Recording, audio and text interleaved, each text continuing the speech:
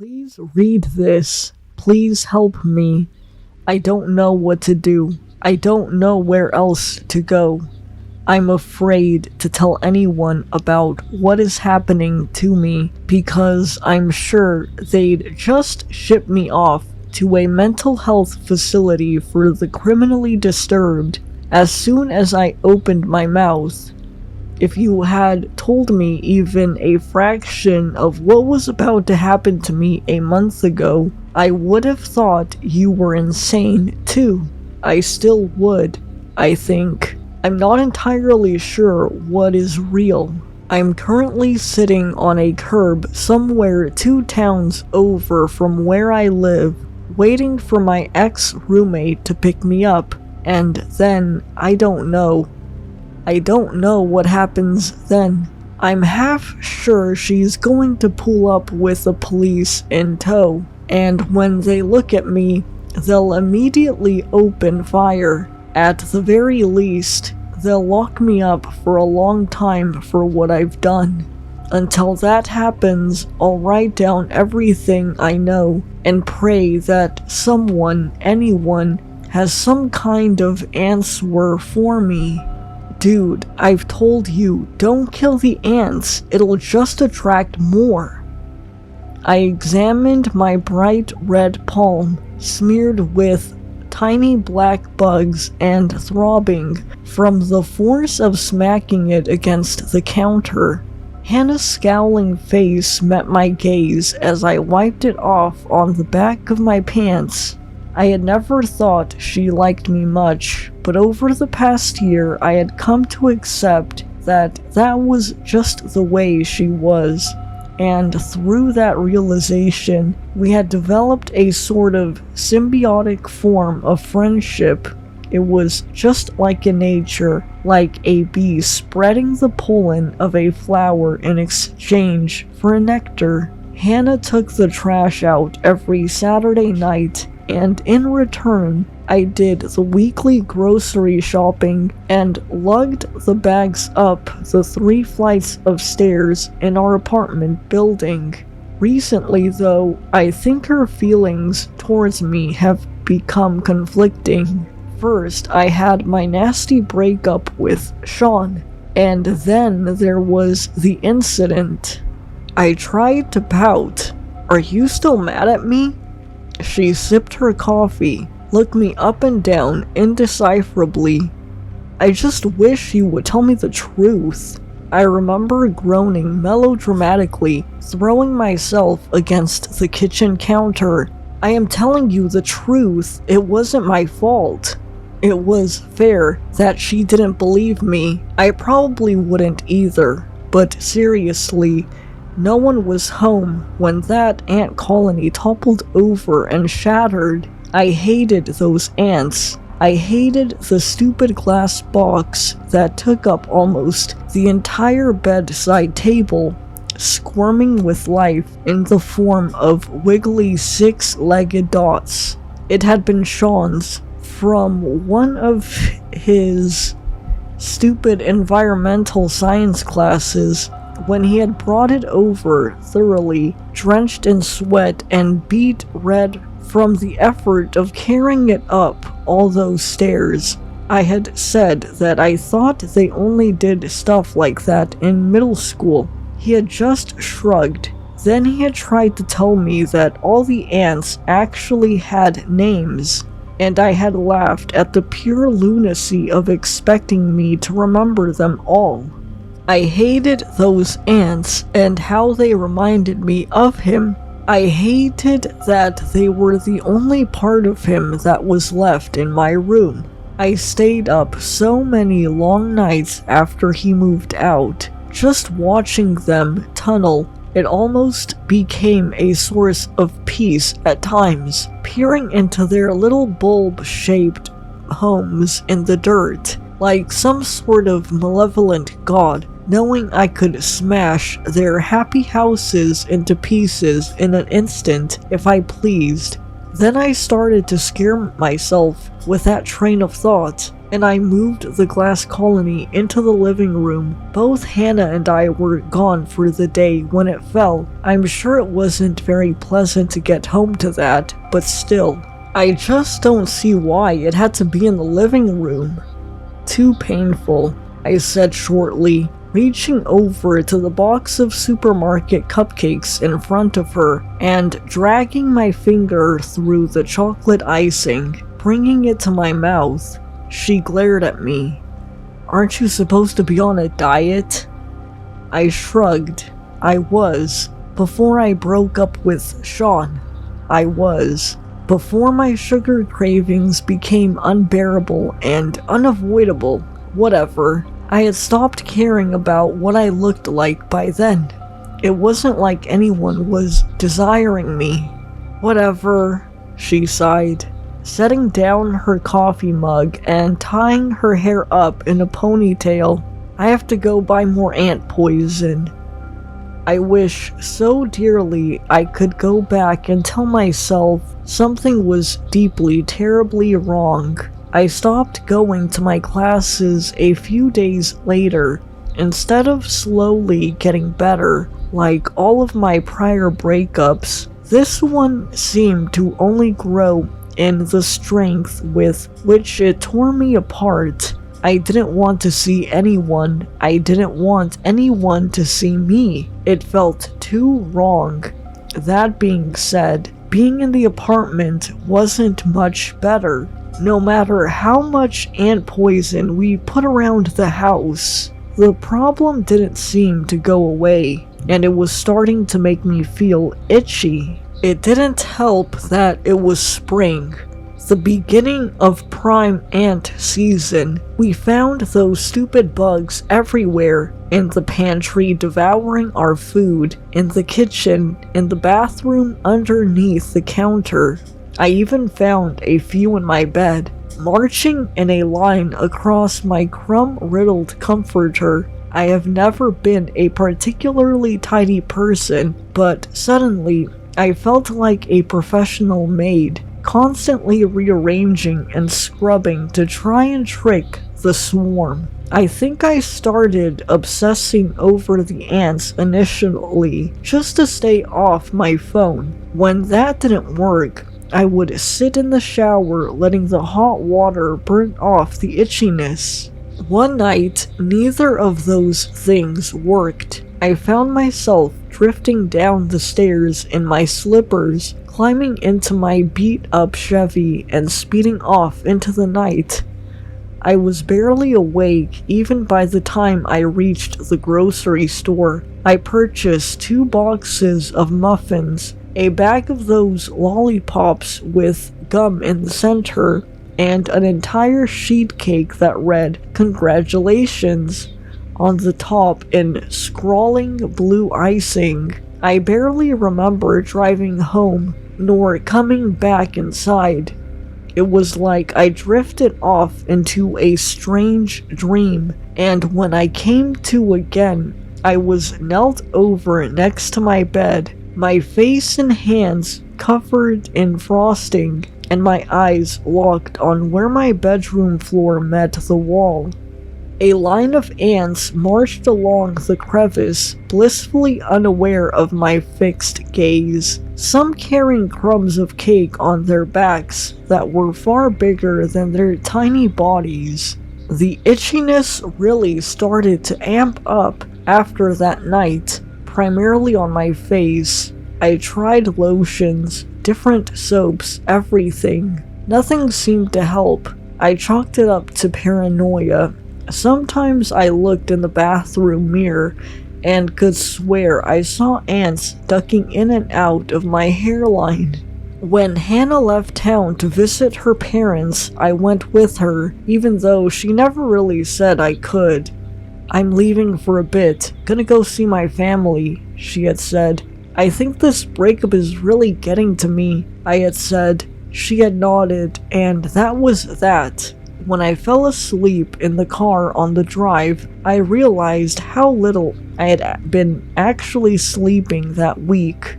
I remember that trip actually really helping Hannah's parents have a really nice place right on the lake, and I spent a week sitting by the water, feeling more grounded than I had in a long time. I was included in meals, and her parents used that opportunity to question me about my life. How are classes? Are you still with that nice ginger boy? But overall, I stayed out of their way. I just wanted to breathe the fresh air. I even caught up on some schoolwork. When we got back home, I had a fresh outlook on life. My hair was washed, the itchiness had subsided, and I hadn't even thought about texting Sean in a few days. When I climbed into my bed, pulling the cool sheets up over my head, I thought I would finally get a good night's rest in my own room. Then I woke up, screaming. I remember my vision being blurred. Even in the darkness of my room, I could tell it was blurred, and my face hurt. More than hurt. It felt like the bones in my face were twisting, contorting, being slowly pulled out of my skin.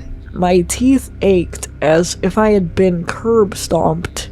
I fell out of bed, taking the sheets with me, and sprinted to the bathroom, letting out strangled gasps of pain the entire way.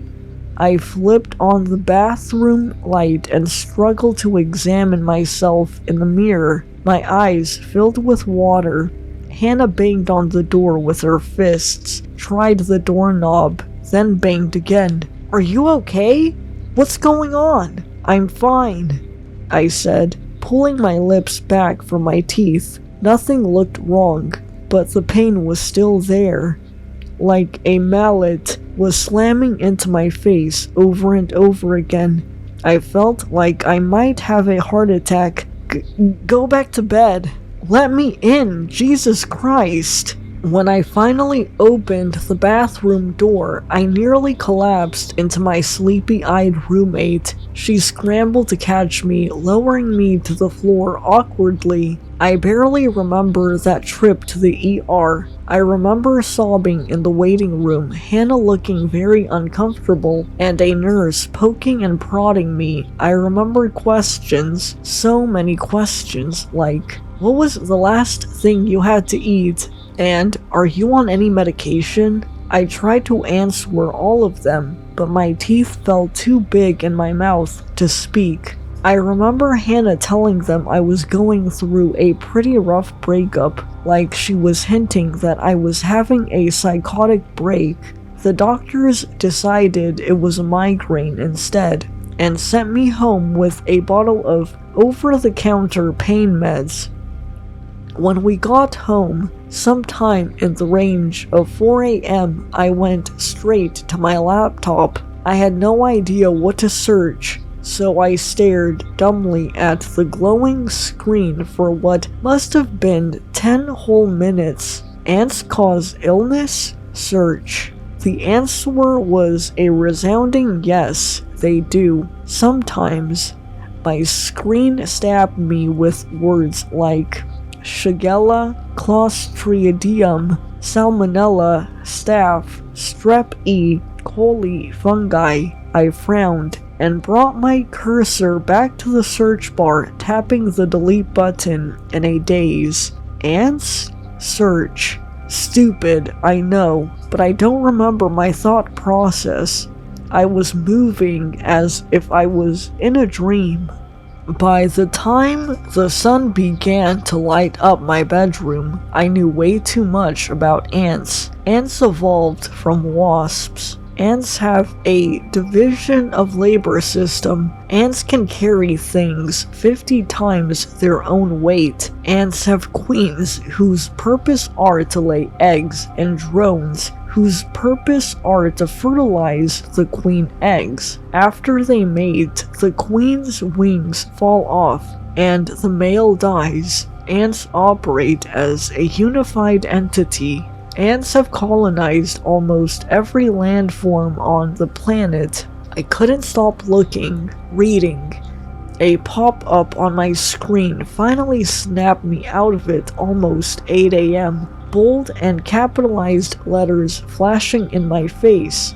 Have an ant problem? How long had I been sitting there? How long had there been that scratching sound in the wall behind my bed? I stood up, my legs almost completely numb, causing me to crumble to the carpet. With my remaining strength, I crawled over to the bed on my hands and knees, using it to support myself and pressing my ear against the wall. There it was, almost silent, but there. I followed the sound down the wall, down, down, down, until I was blocked by the bed frame, without even pausing to think. I forced myself to my feet and lifted the bed frame and all. Tossing it to the other side of the room, it slammed against the wall, cracking loudly. At the bottom of the wall, where my bed had been, a swarm of ants crawled in and out of a tiny hole. There must have been at least 100 of them. The itchiness in my face returned with a vengeance, and I blindly shoved my finger into the hole, beginning to rip the wallpaper and drywall apart. Over and over again, I grabbed and ripped, my fingernails searing with pain, dust and debris filling the air. When I was finally satisfied, nearly the entire front of the wall was torn away, and I stumbled backwards, coughing into my arm. Behind my bedroom wall, there were thousands of ants, maybe millions. My eyes couldn't focus enough to make it out. They crawled and scrambled through makeshift paths that had been carved into the plaster, trails that wove into one another and curled down the length of the expanse. They seemed to buzz in my head, scratching tirelessly at the material. They were everywhere. Again, I don't remember much of what happened after that. I never told Hannah about what I found. I don't know why. I was trapped in my mind with the buzzing, the scratching. I know that I raided the pantry. I spread every dessert we had out on the kitchen floor and dug into them with my hands, stuffing my face with sugar. I couldn't get enough to feel satisfied. Seeing the colony swallowing my room had made me hungry in a way that made me feel like I would never again be full. I know that sometime in those next few days, Hannah told me she was moving out. She had this look on her face, something like disgust, as she cracked open my bedroom door, pinching her nose like she couldn't stand my stench. I didn't smell anything. That being said, I couldn't hear or see much either. Still can't. She told me I needed to get help. I knew I didn't need help. There was nothing wrong with me, except for a few ants and my insatiable sweet tooth. I don't remember destroying the other walls of the apartment, tunneling into them with my bare and bleeding hands, or smearing rotten frosting over the windows as if someone, something, would smell it and come. I remember flashing in and out of reality, being hit with realization, and then slipping back under like a drug trip. I definitely don't remember getting into the car last night, or driving 2 towns over, filthy and hurting, but I know that it must have happened. I do remember knocking on Sean's door and him opening it with a smile, as if nothing was wrong, and saying that he had been expecting me to show up. I do remember not really caring. I came to again on his bed, which was just a mattress on a bedroom floor. His room was riddled with boxes, most of them not even opened yet from the move. He was next to me, but he didn't move. Even when I shook him and said his name, I rolled him over and stared into his frozen face. I didn't need to check his pulse. I knew he was dead. Now I'm sitting on the curb, waiting. I've been wandering for what feels like hours. My phone will die soon, but it doesn't really matter. I don't really care if Hannah finds me at this point. Maybe I deserve to freeze to death. I wish I was still under that spell. I don't want to be conscious right now.